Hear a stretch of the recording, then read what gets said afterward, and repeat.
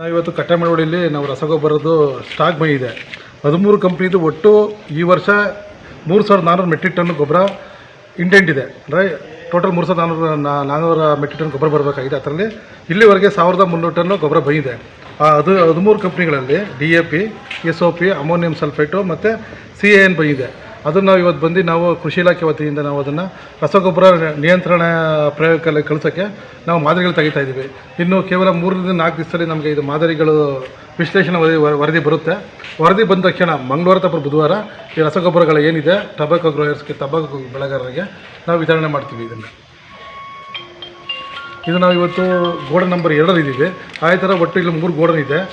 ಇದಾದ ತಕ್ಷಣ ನಂತರ ಚಿಲ್ಕುಂದದಲ್ಲೂ ಅಲ್ಲೂ ಒಂದು ಗೋಡನ್ ಇದೆ, ಅಲ್ಲೇ 2 ಗೋಡನ್ ಇದೆ, ಅಲ್ಲೂ ಹೋಗಿ ಸ್ಯಾಂಪಲ್ ತೆಗಿತಾ ಇದ್ದೀವಿ. ಇದು ನಾವು ಏನಕ್ಕೆ ಮಾಡ್ತಾಯಿದ್ದೀವಿ ಅಂದರೆ ಇದನ್ನು ಗುಣ ನಿಯಂತ್ರಣ ಮಾಡ್ತಾ ಇದ್ದೇನಕ್ಕೆ ಗುಣಮಟ್ಟನ ಖಾತ್ರಿಪಡಿಸ್ಕೊಳ್ಳೋಕೆ ನಾವು ಮಾಡ್ತಾಯಿದ್ದೀವಿ. ಎಷ್ಟು ದಿನ ಆಗುತ್ತೆ ಸರ್ ಬರೋದು ವರದಿ? ಇನ್ನು 3 ದಿವಸ ಬರುತ್ತೆ, 3 ರಿಂದ 4 ದಿವಸದಲ್ಲಿ ವರದಿ ಬರುತ್ತೆ. ಈಗ ವರದಿ ಬಂದಮೇಲೆ ಕೊಡ್ತೀರಾ? ವರದಿ ಬಂದ ತಕ್ಷಣ ಕೊಡ್ತೀವಿ ಅದನ್ನು.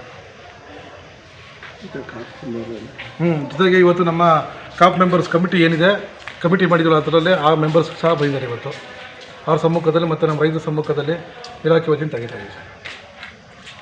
ಬನ್ನಿ ಪ್ರಭಾಕರ್